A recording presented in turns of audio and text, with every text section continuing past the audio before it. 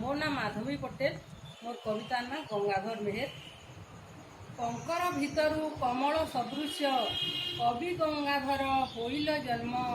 जेते दिन जाए जनजाति थिब स्मरण करिबे तुमर नाम। ध्रुव तारा हेई साहित्य आकाशे झलसु थिब हे जाजुल्यमान।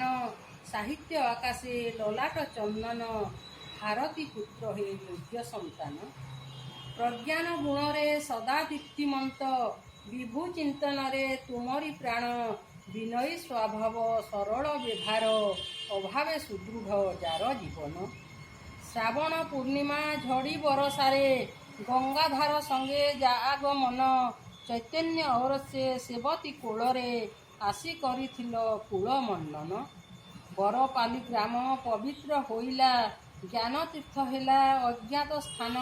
जुग जुग पाई प्रसिद्धि पाइला धूली माटीर भी बढ़िला मान।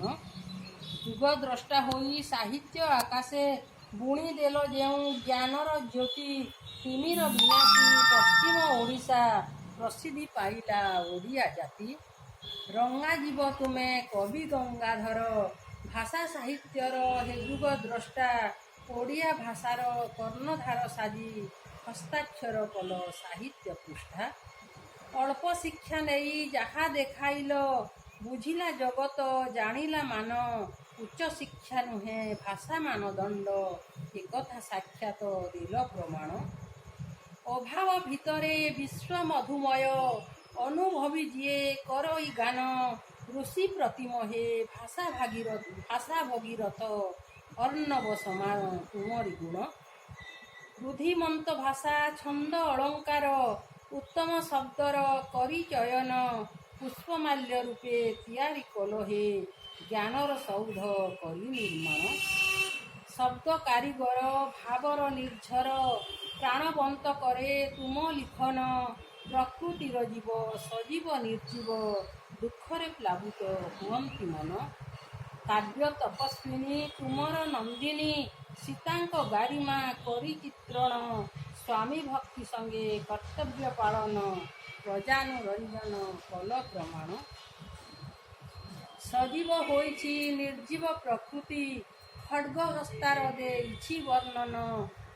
खड्ग हस्तार देइछ वर्णन केबे निस्तब्ध निथर पालटी जाइछि। शुणिछि जेबे से माता क्रंदन।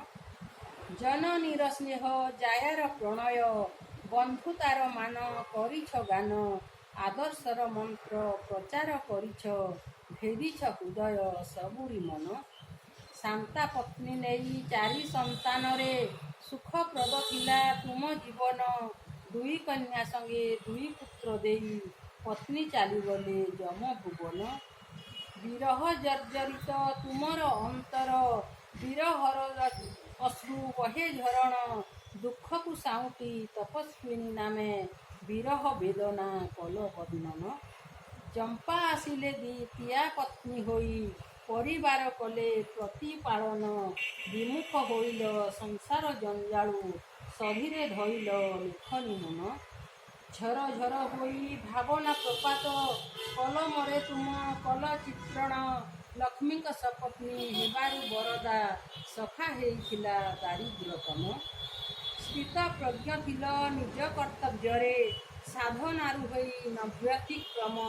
एक एक कल काव्यर लिखन काव्यर कोणार्क कल निर्माण।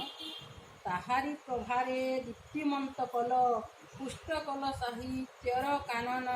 प्रणय बल्लरी इंदुमती काव्य तपस्विनी संगे कीचक बोध। अहल्या स्तबक उत्कल लक्ष्मी कविता कल्लोल काव्य सौध। रसरत्नाकर कविता माला संगे मधुमय भक्तिर अर्घ्य थाली। कृषक संगीत उत्कल लक्ष्मी पूजा को बढ़िल काव्यर माली। भाषा समुद्रु मुकुता साउटी मुकुता सजाई देल हे भाषा विभव। ज्ञानान्नव आम सुदृढ़ करिल पूजनीय कवि जाति गौरव। घेन श्रद्धांजलि हृदय मोहर समकक्ष नुहे रेणु मातर। तुमर आशीष ढाली दिय बारे ज्ञानर उदय हेणु मोहर। ଜ୍ଞାନର ଉଦୟ ହେଉ ମୋହର।